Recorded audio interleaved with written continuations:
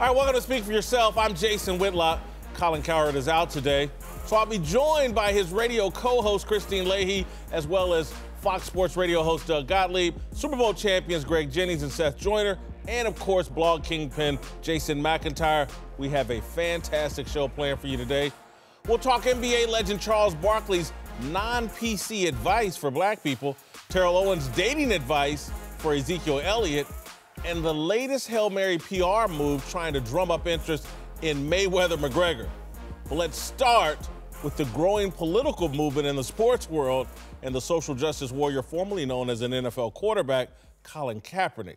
This week, I wrote a column for the Wall Street Journal that argues Kaepernick is an unwitting Trojan horse being used by the progressive sports media to change the way we discuss football and sports.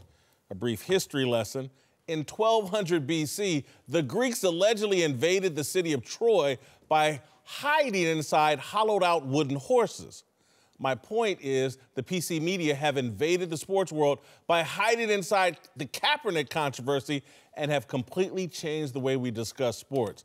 Kaepernick is nothing more than a tool. He's a convenient excuse to politicize the most powerful force in popular culture, the NFL, the most popular TV show in history.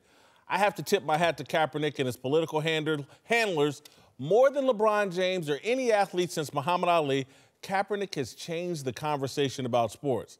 Hell, last night before the Eagles' preseason game, Chris Long, the son of Howie Long, joined Malcolm Jenkins in protest during the national anthem, marking the first time a prominent white athlete has supported the movement. Sorry, I don't consider American soccer player prominent. Anyway, we can debate whether Kaepernick's impact has been good or bad, but I don't believe there's any debate about his incredible impact. Christine, Doug, Seth, tell me I'm wrong. Kaepernick, more impactful than any athlete since Muhammad Ali. I don't know if I would say it's Kaepernick, because in order to say that, I would need to hear more from him, and he's been pretty silent, so I can't give that to him. I do think that timing plays a role in all of this, and we're in a time right now where a lot of people are very frustrated and becoming more vocal, which most of the time I think that that's a great thing. And when you see Colin Kaepernick protest, it gives people an outlet and a way to talk about it. So I don't know that Kaepernick is the reason, but that action was, and I think the timing plays a big part in it. And I will also say that before Kaepernick ever did that, you had LeBron and Chris Paul and Dwayne Wade do that speech at the ESPYs. So they were bringing things up like that too. Not near the impact of Kaepernick, in my view. And I agree with that. I think only time will tell, because it all depends on the changes that result from what he's created and what he started. We talked about yesterday, I forget who it was that brought up the fact that we need to have, and Michael Bennett talked about it, that we need to have one white athlete to lock arms, and once that happened, look at how things begin to change. 24 hours later, look at how much things have evolved and how much things have changed. So time will be the biggest test, the biggest thing that lets us know how impactful he's really been, because what he's done is he's opened the door to what these issues are. He's begun the conversation. That's one of the things that he said, I want to start the conversation. Everyone says you need to do something beyond the conversation. I think that will come. But you can only begin to do things to the effect that you begin to create a conversation and a dialogue, and he has certainly done that. I think he did last year, but one, I think some of the missteps were in some of the words he used, right? Like, you call cops murderers, all of a sudden, well, you've lost any sort of support of even the good cops. And then I think we're not seeing any sort of dialogue about it as much this year. It's just, we have problems and we're going to protest about those problems. How can we measure any sort of change? I would agree with you. Chris Long, it's a powerful statement to go like, hey, we're all in this together. We all want equality, especially Chris Long, not just with his ties to the NFL, but also his ties to Charlottesville, having gone to school at UVA. But at some point, if Kaepernick is the guy who started it, there has to be some sort of leadership of Kaepernick. Kaepernick has already actually said, I'm not going to protest anymore, that there has been enough change. How do we measure that change? What exactly was wanted? Like, I think we all would say there's some disturbing things going on in our country, but I'm not really sure there's a focus on how to fix it and who's going to be the one to measure what's being fixed enough so that we don't have to protest Well, if anymore. that was the case, we'd already see some closure and some fixing among the things that we've been talking about. You know, the injustice, the racism, whatever you want to call it, these things have always been there. They've been kind of just lying under. Always been talked about. Well, they have been talked about, but not to this point, because you want to know something? From, I believe, 1970 to the present time, most athletes were more concerned about their brand and their money than they were talking about social issues. And now all of a sudden we're having this conversation. Of course it's more talked about and it's more out there, because now they got a platform from which to shout and talk all about all the things that they want to talk about. Well, he was willing to put his job on the line, and that says more than a lot of other people have done. Agreed. Listen, he put his job on the line, I think, inadvertently. I don't think any part of this was planned by Kaepernick. Again, and I do. He's had incredible impact. Again, when you got Chris Long, who his brother's in the NFL, his dad's in the NFL Hall of Fame, he is now joined in this protest. And again, to me, I see it as a gesture that doesn't really mean a lot in terms, because again, I think this symbolic stuff Kaepernick has done has created an amazing conversation about Kaepernick, has brought the racial discussion into sports in an unprecedented fashion. But again, I agree kind of with Doug. What results? Where has it really driven us? Any place new? I don't see it. And again, I think there's a lot of people, I've read a lot of people, oh, it was so great what Chris Long did. And I read somewhere someone said, oh, he just like gave Black America a hug, Chris Long. And I was like, oh, so that's what we needed. We needed a white football player to give us a hug, and now we feel better, and somehow the world is being improved. It's a gesture. And again, Kaepernick's impact, when I say he's had an impact, I don't particularly think it's been a great impact. I think he has elevated the art of gestures and symbols, and we'll see if it results in anything. I think that if you look close enough, you look at what John Lynch said yesterday, and then how he walked it back today about being divisive or divisive.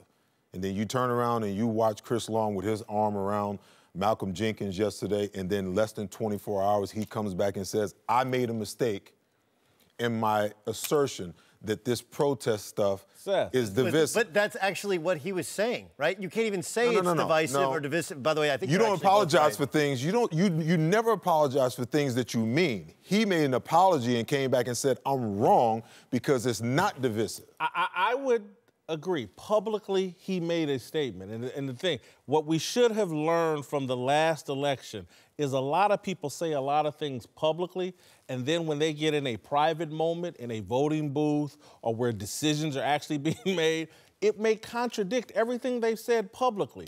And so we're getting real caught up in gestures and public statements that, to me, I'm not sure if they mean anything at all. I think look, those of us who sat in a locker room as athletes, like, one of the things that the NFL has always at least appeared to be is a meritocracy, right? Like, you have your job not based upon your race, but based upon how good you are. And look, you lived it more so in the NFL. I just played in college and professionally overseas in basketball, but basketball is different than football, so you can tell me more about it. But I've always thought that there really kind of is no race, at least at the highest level in sports. And so racial discussions have always been a bigger part of the locker room because we can joke about it, we can talk about it. Because at the end of the day, usually the best player plays regardless of what color your skin is, and blending what's happening socially and what's happening, it's weird because so many of us who grew up as athletes didn't necessarily deal with racism. Sometimes with stereotypes, but not as much racism. We got to move. We'll come back to this discussion a little later in the show.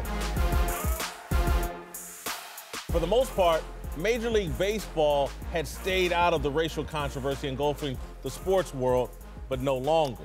Boston Red Sox owner John Henry told the Boston Herald on Thursday that he is haunted by the racist legacy of former owner Tom Yawkey and wants the city to rename the street that honors Yawkey, saying, quote, the Red Sox don't control the naming or renaming of streets, but for me personally, the street name has always been a consistent reminder that it is our job to ensure the Red Sox are not just multicultural, but stand for as many of the right things in our community as we can, particularly in our African-American community.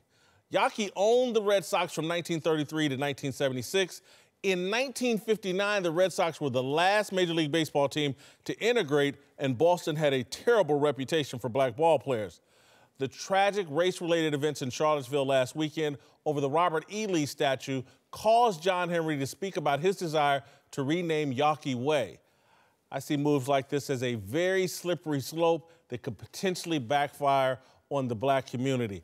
I get the sentiment that we want to redo history and we want to look back and judge people in the past based off of our standards today. I don't know very many people that will hold up if that's the standard. I don't think President Johnson will hold up. I don't think Martin Luther King will hold up. Martin Luther King, strict religious background, had some very strident opinions about homosexuality. If we look back at a lot of these people and what they thought then and what they think now, even though we completely disagree with it, I'm not comfortable with removing this man's name from this street. His charitable foundation's done a lot of great things in Boston. I just don't know if we can take a mulligan on all these people. I can see this both ways. I think, for one, it's never too late to do the right thing. And I also understand that, I mean, I lived in Boston for 7 years. I rarely saw a black person. That's just how that city is. And I think it's a constant reminder for black people. If you go to Yawkey Way and you hear of Yawkey and you think of the family and they didn't like their father, their grandfather, and that's a hard thing to kind of live with when you're going to the park. So I do understand that. At the same time, I think in everyone's family, we have someone that has a bad past or is racist. That doesn't mean that the entire family is that way. And it is a family name, and they do have a family foundation, and they have tried to make things right since then. And I do think that there are many other ways that you can address this issue that doesn't include taking down a street sign. Like you said, a slippery slope is the perfect, when does it stop? Adolph Rupp was the last coach in the SEC to want black players to play for him. His name is emblazoned across the court. Arena. He had Rupp Arena, right? And he famously didn't want to allow black players in the SEC until he was beaten by Texas Western. So do we then scrub his name off the floor because we want to right the wrongs of the past? I mean, look, a lot of this stuff is embarrassing. The statues are who okayed some of these statues in the past? I don't know. But I do know that sometimes you call more attention to it in the effort to take it down than the attention that it had before it was taken down. But don't you have to call attention to it? I'm not sure. I don't know. Because if you don't, look, there's plenty of anti-Semites out there. I would love to have their names taken off things. Grandpa Ford was famously anti-Semitic. Okay, that doesn't mean I want Ford Motor Company to change their name because we have a different view of the Jewish religion, of all religions now, than we used to. Where does it? It's like one of these where does it stop? But it is important to bring up the conversation because I think that I'll be honest, I didn't realize how strong, there are Nazi communities still. I didn't realize how strong they were. And at the same time, I think there are a lot of people in the country that don't realize that racism still is a major issue. So I'm always in support of bringing up the conversation. One thing you're 100% correct on with is you cannot redo history, okay? But when you look back at history, for those who were afflicted or oppressed or hurt throughout that time of history, there's that constant reminder, and sometimes even though wounds heal, they can be reopened. In Germany, it's a national law that no Nazi names or monuments can be in that country, okay? If that's the case for Germany, why not here in the United States when you look at the history of racism in this country?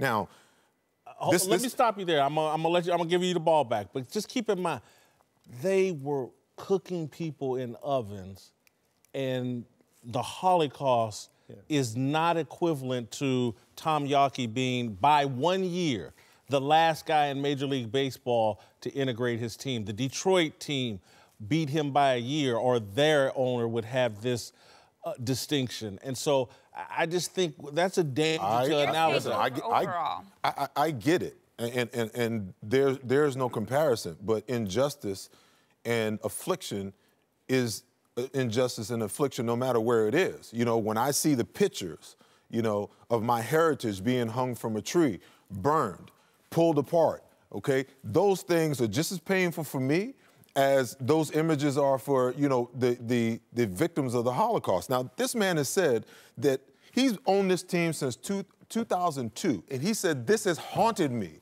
Okay, and the things that happened down in Charlottesville. That's a good. But listen. He had a lot of this come, like Adam Jones had some things yelled at him this year. I think that's really what, and Boston has really tried to escape their racist past, or the perception that it's a racist town past, and they tried to get away from it. Like, look, if it really haunted him, okay, it would have been changed a long time ago. It's such a cop-out to say, like, we don't control. If the Boston Red Sox say, look, but that's an we're not going to have anybody do any business on that street until it's changed. It's done in a second. You are assuming that you know what's inside that man's heart and what's inside his mind. That if he wanted it done, it would have been done a long time ago. That's an assumption. He would have been fronting that movement for a long time. No matter what the circumstances are, okay, no matter when it is, if he decides that, you know what, this is offensive to me, and for every person, every minority that walks into Fenway Park and they got to walk by that sign and they're offended by it, then you know something? I want it taken down.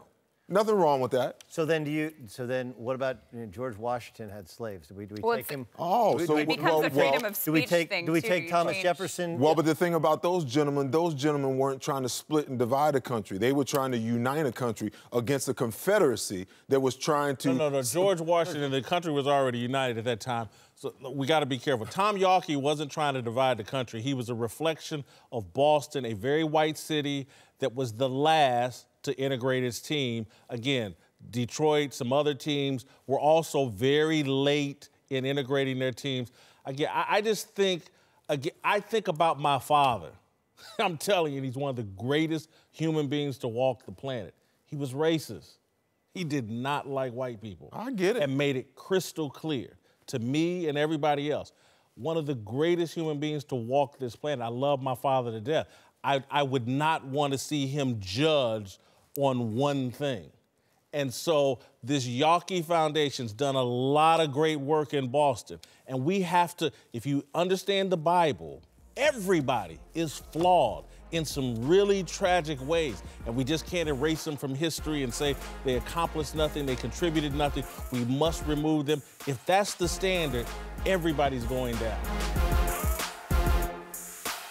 All right, welcome back to the show. Seth Joyner, Greg Jennings, and Christine Leahy are back. Let's move to Kevin Durant, who says he will not visit the White House with the rest of the Warriors, telling ESPN, quote, I don't respect who's in office. LeBron James also went after President Trump this week after the president's reaction to the conflict in Charlottesville over the proposed removal of a Robert E. Lee statue. But another NBA great, Charles Barkley, offered a different kind of solution when asked about the growing movement to tear down Confederate monuments. I'm not going to waste my time worried about these Confederate statues. That's wasted energy. What we as black people need to do, we need to worry about getting our education. We need to stop killing each other. We need to try to find a way to have more economic opportunity and things like that. Don't waste, those things are important and significant. All right, listen, Charles Barkley, I'm sure, will be pilloried and vilified for preaching common sense, but I think he's dead right. I think that when I look at Kevin Durant and LeBron James using their platforms to attack the presidency, and President Trump, who, you know, I think we're all in agreement he's a reality TV star that's in over his head as the president. I think we all agree with that. But I don't need tall basketball players being the front men for criticism of the president. There's no other race that elects tall athletic people to be their spokesman on social issues. And again, I'm talking out both sides of my mouth because Charles Barkley's a tall athletic person, but mostly he talks common sense, and he's not trying to be the front man for a movement or electing himself as some sort of spokesman. Every other ethnic group, particularly among their wealthy, and these athletes are wealthy, they use their resources to financially support smart people to represent them, or people that are specialized in politics to represent them. We are electing our tallest and most athletic people to represent us, and we look foolish doing it. Well, I never want to stop freedom of speech, but I do think that they should be careful, because I think a lot of times the people who are talking tend to think one way, and the people who think the other way don't speak out as much. And I think that's why a lot of us were surprised that Donald Trump was elected in the first place. So you have to take into consideration that not everyone thinks like you. And when we're criticizing the president, like, listen, he is the president. That's just a fact. So I would rather go in the direction of trying to unite than continuously attack. And I think if we can come at it at a place of more of love and understanding than attacking, it will probably be heard better from everyone. But I also don't want to knock a player for using his platform to speak out about something he feels passionately about. Just be careful and thoughtful in doing it. Okay, two things here. Charles is a good friend of mine. We agree on some things. We disagree on a whole lot of other things, okay? Charles is talking about taking down monuments. That's different than having a conversation or having an opinion about the president, okay? So what qualifies one to criticize and someone else not to be able to criticize? Because if I have an opinion, that's my opinion. The only difference is, you know, when you look at LeBron James and you look at Kevin Durant, is that they are high-profile athletes who have a camera and a mic in front of them, and the question is posed, and they're giving their opinion, and their opinion happens to be critical. What's wrong with that? There's nothing wrong with it, but there is also value in an informed, objective, fair opinion. And there is value in having the self-awareness. Because let's look around at all the other athletes of other races. How many of them, are there great numbers of them trying, I'm a spokesman on these issues, and everybody takes them seriously? There's a handful of athletes. Bill Bradley years ago became a politician of some prominence.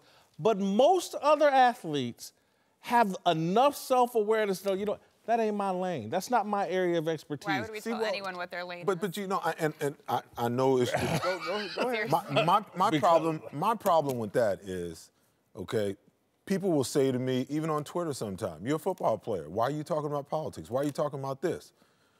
Don't insult my intelligence, because you have no idea what my level of education is. You have no idea how much knowledge I've acquired, how much understanding I've acquired, so that I can apply wisdom to what it is that I'm talking about. Don't put me in a box, because I'm not just a football player. I'm a whole lot more than just a football or ex-football player. Okay, but Seth, I would ask this of any athlete. I ask it of myself. Are there people far more qualified who know far more that can speak on these issues? Again, I get these athletes well-intentioned, but why not support Dr. Boyce Watkins, Umar Johnson, somebody who's like devoted to these issues? The only thing that makes you more qualified is your level of intellect and your level of knowledge on the subject. Absolutely. And so when we talk about athletes, when I look at football players, they're under a helmet. You look at the most visible sports arenas. You got baseball, basketball. You look at LeBron James, his influence is probably tops when it comes to athletes. So for him to step out and voice his opinion, I think is huge. Kevin Durant right there underneath. But the one thing I will say, to your point, Christine, is when we talk about freedom of speech, yes, you can say what you want to say. But my mama taught me to respect every man, to respect every woman. And so for Kevin Durant to say, and please don't misunderstand me, I agree with what Kevin Durant is saying, but his word choice, and sometimes I fall into that same category of, man, I used the wrong word. The respect, I don't respect who's in the presidency. That's a whole different space right there. You can disagree with everything that he's put in place, his policies, everything. You can disagree, but don't say you're trying to create change, but then I don't respect you, because you want people to respect you. So once you use that word respect, I don't respect him, that's discounting your whole statement right there. All right, welcome back. Seth Joyner, Greg Jennings, and Christine Leahy are back. Let's move to Ezekiel Elliott, whose suspension over the allegations of domestic violence has raised serious questions about his character. Elliott has continued to assert his innocence, but with an appeal looming, things could get worse for Elliott and his reputation before it's all said and done, but the young running back was just offered some unsolicited advice by another polarizing NFL figure, Terrell Owens. No disrespect to women, but there's a million women in this world. Don't get caught up in certain situations like that. So it's unfortunate for him, and obviously it's alleged, by the way, so we don't know whether it's but again, he's in the media, so it's not a good look. It's a lot of negative attention for him, his family, and the Cowboys. So hopefully, he can learn from this situation and move on from it, and I'm sure he will after the suspension, if there is a suspension. All right, listen, this is Terrell Owens, and T.O. is saying something very real. God. No, it's a discussion. Hold on, Christine. Really? Hold for 1 second. That's going on in the community among people talking about Ezekiel Elliott in terms of young people making better choices. And I think it goes both ways with men and women. And so again, I don't want to in any way cast aspersions on the accuser, but when I look at this Zeke situation, I see a young person. I'm asking, why are you living with someone in college? You're on a full ride scholarship at Ohio State University when this happened. You don't need a roommate. What? You're too young to be making this decision. And so I see Terrell Owens telling Zeke, and I would take it even to the woman, too young to be in this type of situation, trying to live with each other. Better choices to protect yourself. Both directions could serve young people. Again, I'm a big pump the brakes. This has nothing to do with young people. And whenever someone starts something with, this is no disrespect towards women, you're about to disrespect women. Like 99% of the time. And really, Terrell Owens is going to say that. My suggestion is get yourself straight before you decide to date someone else. Don't blame it. That's my point. Don't blame it. And are we kind of blaming this on the person who accused Zeke? Really? No, my point is exactly too young. Why? This has nothing to do with age. It Get really yourself doesn't. Together. I see too many young athletes That's maturity, trying not to age. do It's not too much. Maturity and age are not the same thing. Yeah, what Terrell Owens said is true, but it's across the board. Young, old, male, female, it doesn't really matter. If you surround yourself with the wrong people, you're going to get burned eventually. And so you have to understand and know who you are, and then you understand who you can distance yourself from and who you can bring in your inner circle. So I don't have an issue with what he said. I mean, people are going to, regardless of what he said, people are going to take it the way they want to take it and run with it. So, I mean, great advice. He's been through a lot. To your point, T.O. has been through a lot of situations. And so he has a lot of knowledge of how to get out of things. And I'm a firm believer of if you have a key to a closet that has been filled with junk and you finally emptied it out, you need to share that key to somebody else. I don't know that he's found the key. I'm not saying he has, but if he has. I'm going to stick to the question because at the end of the day, I think a lot of these young guys, they get themselves caught up in thinking that they're more than they are. Just to be honest with you, listen, there's always red flags, and the problem is they're not looking at the red flags. They got their eyes fixed on other things instead of what's really important when you're dealing with relationship. So, I mean, you just can't put yourself in this situation. Why put yourself in this situation? And this is not just advice for Zeke Elliott. This is advice for high school kids, college kids, pro athletes. What do you mean put yourself in this situation? I want to understand that. Put yourself in a situation. You got to understand why does somebody want me? Why is she choosing me? Why are we together? Hold for 1 second. Hold for 1 second. No, because I would be asking her the exact same question in terms of she chose someone who clearly isn't ready, she needs to be pulling away and taking the same advice that Terrell Owens is talking about. Most people, it takes time to be ready. It doesn't mean you should avoid relationships at all costs because you're not ready. That's unrealistic. I mean, it's unrealistic, but it would serve people best if they waited. I'm married to my wife. I'm married to a woman who I first saw in 6th grade we went to school together from 7th grade all the way through college. We got married at the end of our senior year or end of our junior years in college, but we had history. So there was a level of respect for what she had saw in me and what I saw in her. That doesn't mean it was all good. That doesn't mean we didn't see the flaws. Totally agree. I just want to be clear here, because my point is this. There are people arguing like Zeke made a bad choice. I'm saying she made a bad choice. Zeke's father's on the record. This dude's immature. He's a bit of an idiot, can't handle things. The advice Owens is giving applies to her as well, and I agree with all young people. Back off these serious relationships, really get to know each other, take some time. You're not ready for anything serious till you're 30.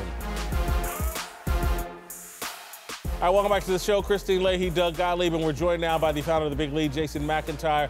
Let's talk Mayweather-McGregor, which was supposed to be the main event this summer, but with ticket sales lagging, the fighters are trying anything to create hype, from Dana White leaking Conor sparring videos to Floyd telling people Conor actually has a chance. Now TMZ has released a list of celebrities, including Angelina Jolie, Denzel Washington, who will attend the fight. To me, this is just another sign they're desperate for hype.